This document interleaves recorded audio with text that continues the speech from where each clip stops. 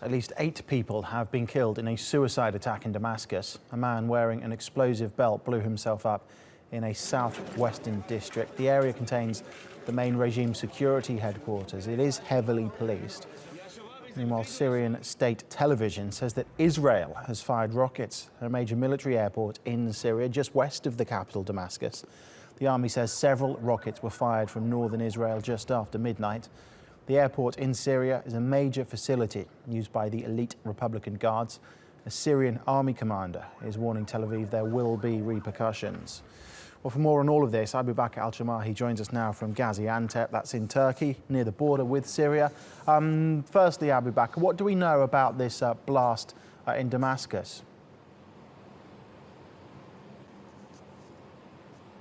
Well, not so much as of yet. It took place in the Kafr Sousa District of the city. It's an upscale neighbourhood. As you've said, a number of security buildings in the area, and it happened near a sporting club as well.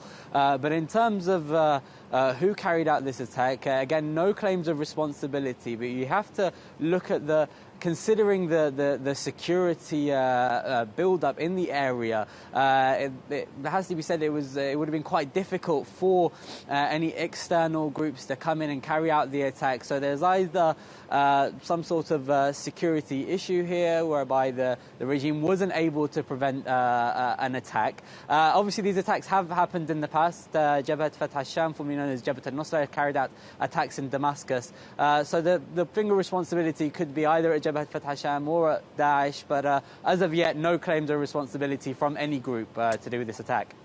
And then there's these reports as well of Israeli strikes in Syria, also in and around Damascus. What details have you got on that? Well, those attacks took place shortly after the earlier attack in Kafr Sousa, not believed to be related, of course, at all, but they took place in the Mezza military air base. Several explosions reported there. The Mezza base is one of the main bases for the elite Republican Guard of the Syrian regime. They use the base to target many of the rebel-held districts that surround Damascus or in the Damascus suburbs, but it's believed, the indications seem to be that Israel is behind this attack. There were reports that there were airplanes in the sky, fighter jets in the sky before the attack, and videos seem to confirm that. And Israel, of course, has not confirmed nor denied its role or its involvement, and it never usually does. And the Syrian regime actually usually keeps quite tight-lipped on these things, but this time, as you've said, a Syrian army commander has come out and said that there will be repercussions for what he termed this flagrant attack by Israel. As you say, no confirmation from Israel that it was them who carried out these strikes. But Abubakr, if it was, why would Israel likely be taking such actions now?